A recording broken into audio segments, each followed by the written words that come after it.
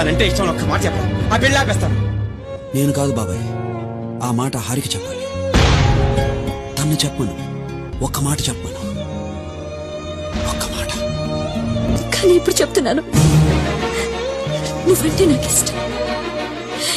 నువ్వు లేకుండా నేను ఉండలేనండి, నేను ఉండలేను.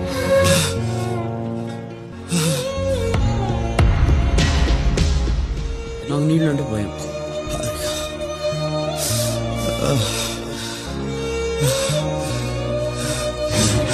హారిక హారిక హారిక